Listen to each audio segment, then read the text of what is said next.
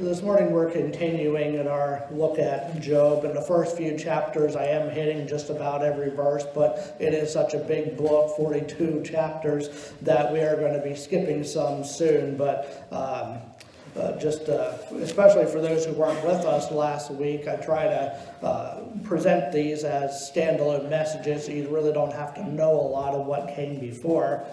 And in the first chapter, Satan struck Job with these painful boils after he had all 10 of his children killed in one accident. He also lost his servants and his animals, and that represented his wealth, though virtually everything was taken from Job in one day. It was certainly the most terrible day that a person could even imagine.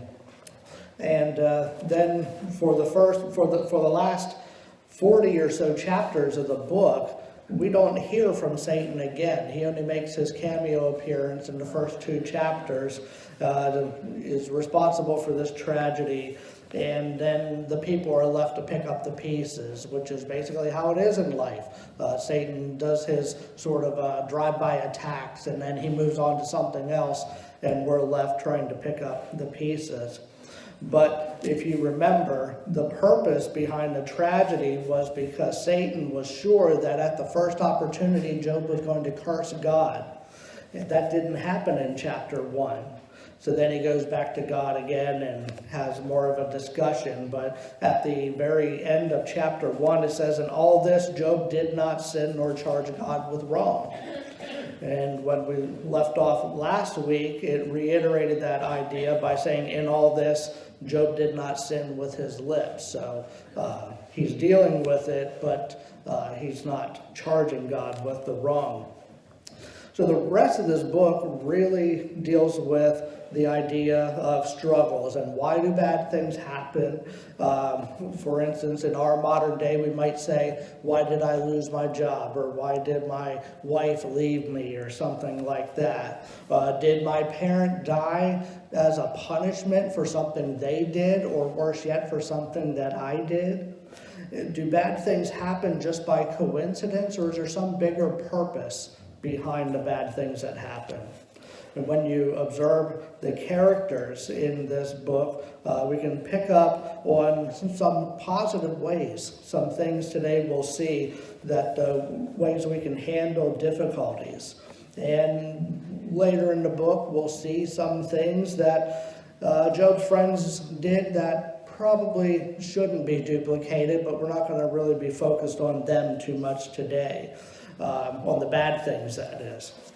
But Job had 3 friends that came from far lands, and this is the first appearance that they make. And so we will get to know them really well over the next several weeks.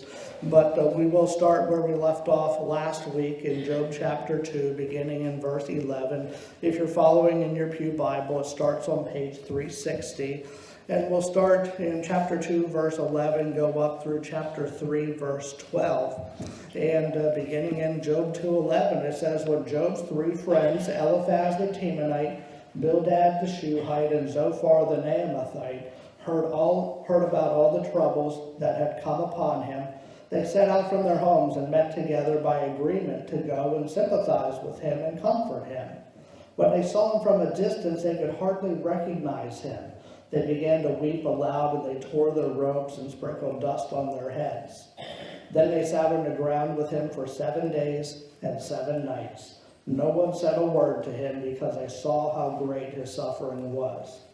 After this, Job opened his mouth and cursed the day of his birth. He said, may the day of my birth perish, and the night it was said a boy is born. That day may it turn to darkness. May God above not care about it. May no light shine upon it. May darkness and deep shadow claim it once more. May a cloud settle over it. May blackness overwhelm its light. That night may thick darkness seize it. May it not be included among the days of the year, nor be entered into any of the months. May that night be barren. May no shout of joy be heard in it. May those who curse days curse that day, those who are ready to rouse Leviathan. May its morning stars become dark. May it wait for daylight in vain and not see the first rays of dawn. For it did not shut the doors of the womb on me to hide trouble from my eyes. Why did I not perish at birth and die as I came from the womb? Why were there knees to receive me and breasts that I might be nursed? And then he goes on from there, but we pray the Lord's blessing on the reading and hearing of his holy word. We know back in, generally put the date around 2000 BC, maybe 4,000 years ago. We know they didn't have the technology that we did now. They didn't have email and text messaging and internet and even phones or anything like that to contact people all over the world. But despite their lack of communication means, word spread rapidly that Job lost everything. And I think that proves the old saying correct, bad news travels fast. And it certainly did when Job lost everything. Word got to Job's friends. They coordinated a visit together to meet with Job in person because they knew they had to be there for their friend. They wanted to help him and help work with him through this dark time. And last week I mentioned a little of Job's condition, that some of the details we don't read until later in the book, but we know that after you read that, he was like that ever since this happened. Things like these itchy boils, really gross, disgusting, pus-filled boils.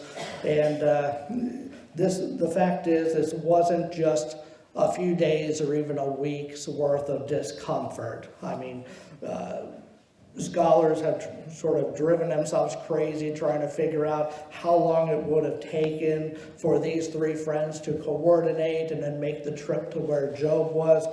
I have no idea, really. I just know it wasn't a very quick situation for sure, because they were the land of the Temanites, the land of the Shuhites, the land of the Naamathites. They probably weren't anywhere near where Job was. But nowadays, we know things are a lot different. You can send an email to two friends. You can set up a Zoom conference on your phone or your computer. You can coordinate your schedule. Somebody can then get online and book some airline tickets and hotels. And you could, if you really put your mind to it, you could probably accomplish that in a few hours max. Back then, of course, you'd be sending letters by foot back and forth. But the fact is, the number one goal of Job's three friends are to give him comfort. And they were willing to travel as far as they had to in order to be with their friend. So in this chapter, at least, they set a really good example for what a friend should be. And a lot of things that they do, we can really critique them later on, but for now, they are doing the right thing.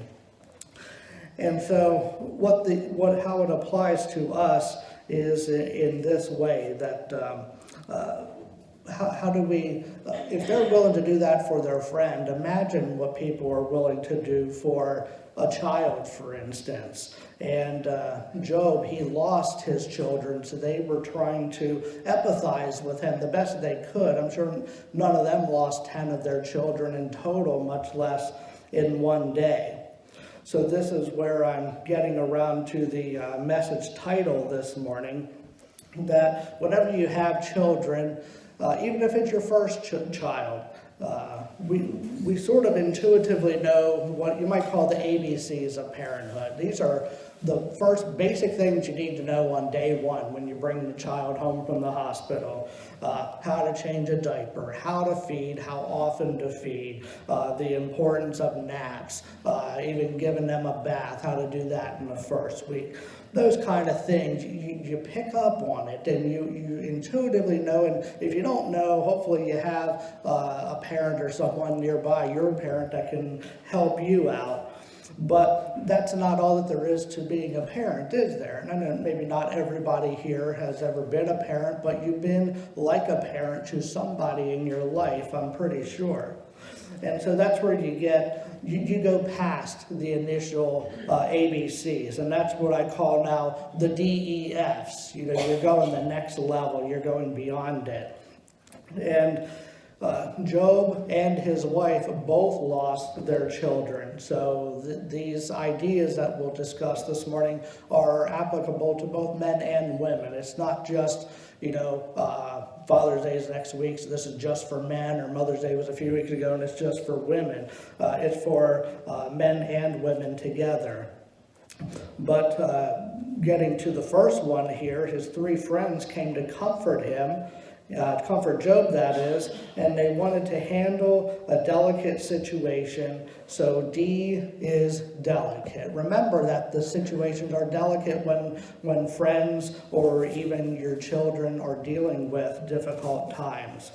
Now, Job's friends could not treat Job like the last guy that they helped out. Maybe the last guy had some problem with an oxen that he was dealing with or something like that. Okay, this isn't an oxen that we're dealing with here. This is something completely different, and it is delicate. So you want to treat it in that sense, in that way. So not all difficulties are equal. And that is when we realize that, a delicate situation for a specific means and purpose. Like a good Christian in this situation, your job is to be there for that person. Again, this can be whether it's a child or a good friend of yours. Be there to help and not to make the situation worse.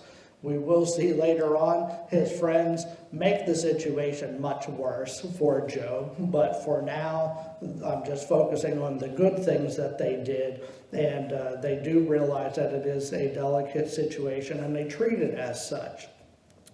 Now, along those lines, I'm always amazed at how doctors are able to perform very intricate operations on people. I personally would not want to be the one whose job it is to remove a tumor, say, that is pressed up against a lung, or there's some kind of a mass next to the spine. Because one slip of that scalpel and it could cause great harm, could be paralysis or even death for the patient. So just imagine how nerve-wracking a job it is to be a surgeon. Again, it's why I never even considered that to go into for my vocation. Yet these doctors and surgeons are trained just for those purposes. The closest I ever came was playing the child's game Operation. You ever play that game? You can still get it on the shelf at the Walmart. They have newer, nicer versions than back in the 70s, for instance. But the idea is the same. You have these little plastic pieces that are in the body cavity of the sort of fat guy, really, the little holes, and they fit in with a certain shape. Things like the spare ribs and the Adam's apple, and even butterflies in the stomach. And I still will never understand why we are trying to remove an Adam's apple, but I don't really I guess kids aren't overthinking it like I would probably do. And so the job is for the skilled fingers and hands of a 5-year-old to reach the little tweezers in there and to pull these slippery plastic pieces out without touching the edge, or else you get buzzed and his nose shines red and so forth. But it is a game where you have to be calm and delicate about the situation. And that's probably one of my first times in my life where I realized I'm not fit to be a surgeon. Okay, I wasn't when I was 5, and I'm probably not going to get it even when my kids, I think we played that game a couple times. I didn't do any better when I was in my 30s. So anyway, I'm not a surgeon for sure, and not going down that road. But for the surgeon to get good at the delicate operations, like anything else, it takes practice. You have to actually do this to someone first, hopefully with supervision first, to be guided through it. But it's not a lot different than being a Christian in that sense. And whenever you have, say, a friend who's going through a really tough situation, I hope that something kicks in and this word delicate comes to mind. And that makes you, then you make a conscious effort to approach the situation in such a way. Now, secondly, Job's friends, something that they did is they didn't hold in their emotions either. And so that's the E word, the D, now we're up to the E for emotions. It says they wept loudly, they sprinkled dust on themselves, and emotions are a big part of who God created us to be. Sometimes people try to suppress their emotions and act, there's a word stoic. I don't know if you know that word, but it's like, the stiff upper lip kind of a thing. If we avoid our emotions, we're avoiding a big part of the problem too. And maybe you know somebody like that. Maybe you know somebody who's going through something really terrible and you ask them about it, and, oh, it's okay, it'll pass, or something like that. And you just know that beneath the surface, they're probably being really torn up. And they just don't want to let anybody in. They don't want to let their emotions show. And so this is a situation where Job's friends found themselves in, and they did the right thing. They didn't hide the fact that they were hurting for their friend. And it hurt to see Job in that condition, in that situation. It said they could hardly recognize him. Sort of what I talked about last week. His skin was black. He had the boils. It said that his skin was literally falling off and his bones were burning. That's how it felt. So no Christian should ever be ashamed of their emotions, because the Bible tells us Jesus himself wept. And that didn't make Jesus any less of a man or any less of a savior. And as I mentioned, society tends to put pressure on us. Men to act a certain way, women to act another way. And I would be curious to know that in any given group of Christians, whether it's this congregation or any of the thousands that are certainly meeting right now throughout the world, just think back on your lives and think of how many times you recall your father, seeing him cry. If it's like mine, probably not that many. And then think of the times when you've seen your mother cry. If it's average, like average, probably a lot more seeing your mother cry than your father cry. And the times whenever maybe there were a lot of times when your father wanted to cry, but just didn't want anyone to see him. And it's just a result of culture, and a lot of things play into it. But we still need that support from other people whenever we have these emotional situations that we are dealing with. Maybe he thinks he's raised to think men don't cry, it's not a manly thing. That's a possibility too. But it's just the difference that God typically made men and women. One of the many differences is from an emotional standpoint as well. Now, Job's friends knew that he needed time to mourn the loss. He had to come to grips and come to terms with what happened, the loss of his children and his business and his servants and all that. And he knew that his friends knew that there were additional issues that needed to be addressed. And the thing is, they were going to get to these issues someday, but the day they showed up, they knew today's not the day for that. So even though this isn't in my DEF pattern, discernment is another good D word, by the way, but we'll stick with delicate as we said. But the letter for F is faithful. His friends promised to be faithful. We don't see this so much in chapter 2, but in time they do get around to discussing the issues. They don't push it to the side. They are faithful to address what needs to be addressed. as I keep alluding to, that opens up doors that they shouldn't be going through, so there are problems later, but they don't ignore Job by any means either. And I don't know if it's because of our human nature, but for us in the 21st century, maybe it's our fast-paced society, or maybe it's a lot of things together that cause this. But how often do we have problems and we insist on trying to fix a problem right now? Again, it depends on the circumstance. Maybe some things can't be fixed right now, but maybe now is just not the time for that. And maybe, like I said, Job's friends, they had this concern for him, and they knew that these things had to be addressed, but just not today. This isn't the right time. If they would force the issue, would Job receive that, their words? Probably not. It actually says that they sat in silence with him for 7 days and 7 nights. And the funny thing is, with Job's friends, the best thing they ever did was keep their mouths shut, because once they started talking, things started going in the wrong direction in a hurry. But just being with someone in silence can give them a great deal of comfort alone. And that's what we should be able to do as Christians for those that we know of that are dealing with so many different things. And believe me, it means a lot to you just to know that somebody is faithful to be there for you whenever you need them.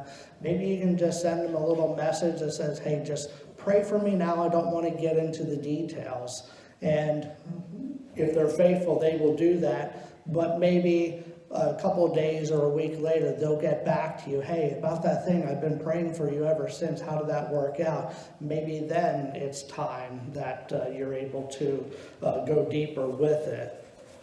But we get a sense of what Job is feeling. And the more I look into Job, again, I just can't imagine what he was going through at that time. And I feel bad for his friends, too. How do you approach a situation when you have a good friend who lost someone that they love? Not to mention 10 children that they loved. How many times have you been at a funeral or a viewing, and what do you say to the family? Especially if it was an unexpected passing. That's a difficult situation to be in. So what is Job's friends going to say? Hey, Job, everything's going to be okay. You didn't just lose 10 children of your own, did you? You're trying to tell me it's going to be okay. And look at his situation, what he has to deal with as well. So during difficult times, it's natural for us to struggle with the words. And there are times when the right words simply don't exist either. But, so what can you possibly say to a man who lost everything? Sometimes the better option is to just say nothing, and that's what we see here in this chapter.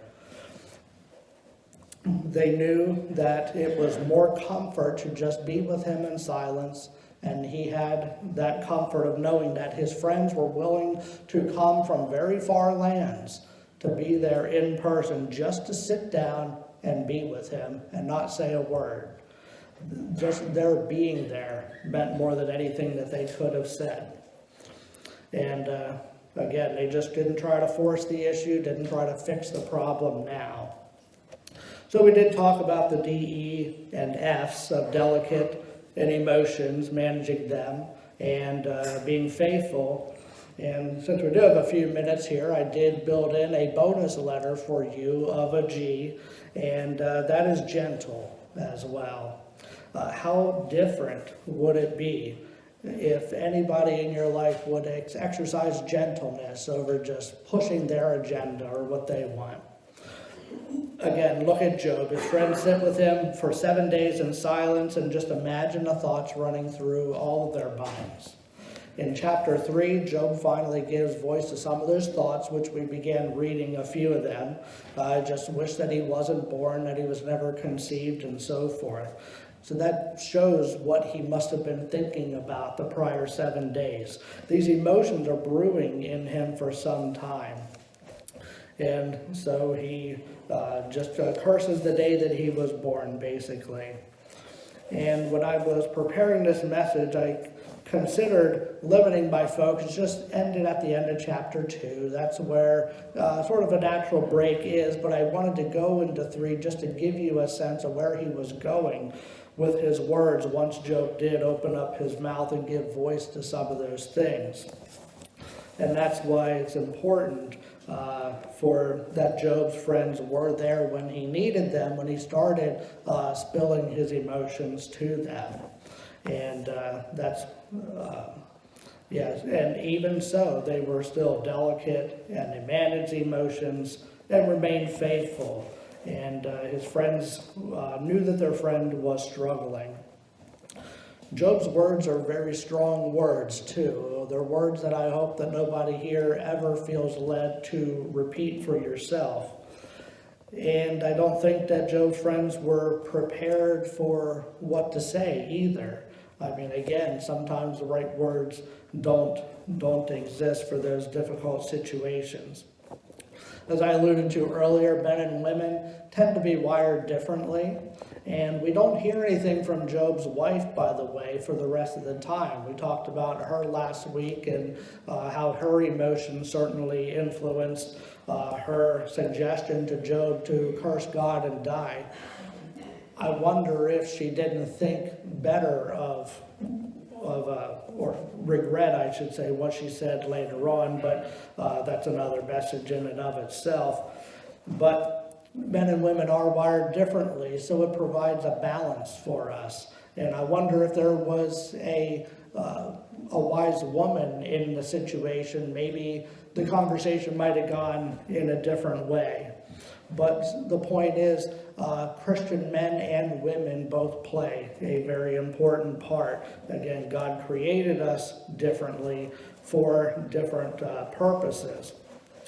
And maybe the men want to try to hold their emotions in, get a fix right now, but maybe then they encounter a good Bible-believing Christian woman who sort of puts the stops to that and guides them in another way. Because women do have, I think they have this unique ability to give comfort when it's needed the most. Again, not to say there's always exceptions for sure. But comfort certainly was needed at this time. So, as I said, the ABCs, whether it's parenthood or just helping out your friends and so forth, those are the basics, but then you get into the D, E, Fs, and even the G that I mentioned with gentleness. And I think that's what sets Christians apart from the rest. All the other things, the basic things, if you sort of relate it to an education, the basic things are like the degree program. But whenever you get into the DEFs, that's when you have like the optional graduate program. That's where you really go beyond the basics. And there are the things like being delicate and being honest with your emotions and the importance of faithfulness and even gentleness, as I mentioned.